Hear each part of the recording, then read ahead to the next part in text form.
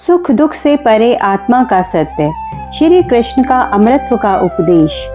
नमस्कार साथियों, पिछले एपिसोड में हमने देखा कि अर्जुन मोह और शोक से व्याकुल होकर युद्ध से विमुख हो गए थे। तब भगवान श्री कृष्ण ने उन्हें आत्मा और शरीर के वास्तविक स्वरूप का ज्ञान देना प्रारंभ किया।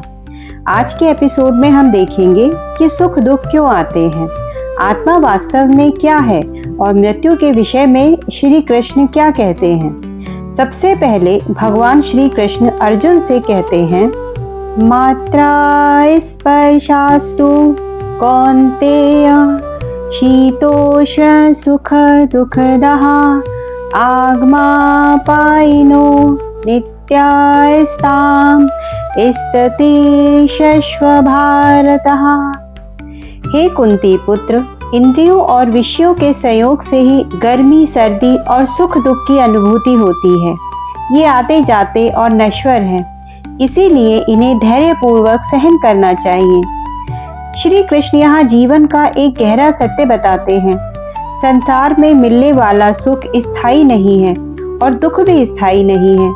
जैसे दिन के बाद रात और रात के बाद दिन आता है, वैसे ही जीवन में सुख और दुख आते जाते रहते हैं।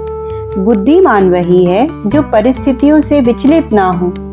इसके बाद भगवान कहते हैं, यम ही ना व्यर्थ यन्तत्यते पुरुषं पुरुष शर्मः सम दुख सुखम धीरं सौम्यतत्वाय कल्पते।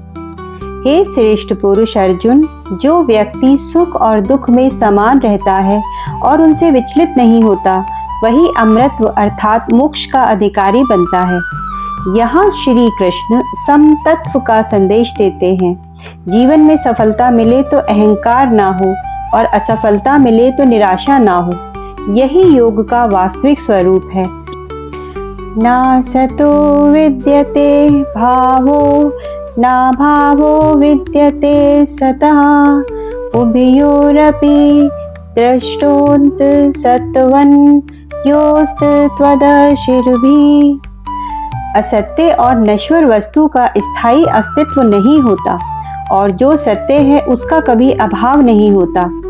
तत्वदर्शी महापुरुष इस सत्य को भली भांति जानते हैं। ऐसा श्री कृष्ण अर्जुन को कहते हैं। शरीर बदलता है, नष्ट होता है, परंतु आत्मा नष्ट नहीं होती। शरीर अस्थायी है, आत्मा शाश्वत है। यही गीता के ज्ञान का आधार है।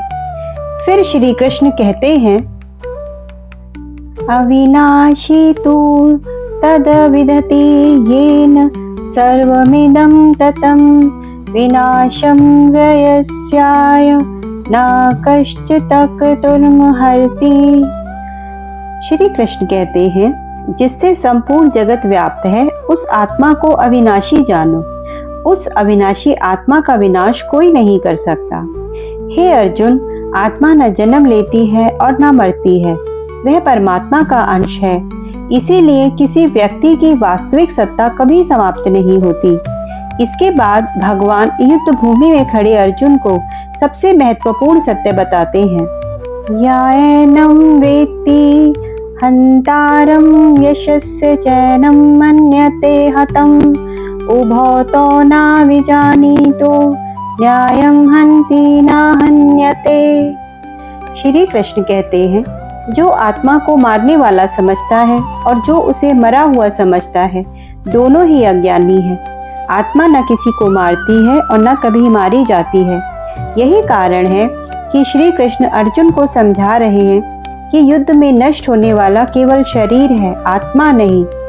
इस शिक्षा का सार ये है कि मनुष्य को शरीर से अधिक आत्मा की पहचान करनी चाहिए। जब हम स्वयं को केवल शरीर मानते हैं, तब भय, शोक और मोह उत्पन्न होते हैं।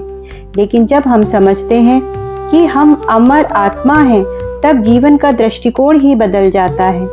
अर्जुन का विषाद धीरे धीरे समाप्त होने लगा है और श्री कृष्ण उन्हें कर्म, धर्म और आत्मज्ञान के मार्ग पर आगे बढ़ाने लगते हैं। दोस्तों, अगले एपिसोड में हम जानेंगे कि आत्मा के जन्म और मृत्यु के विषय में श्री कृष्ण और क्या कहते हैं और क्यों आत्मा को नित्य, शाश्वत और अजन्मा कहा गया है। जय श्री कृष्ण।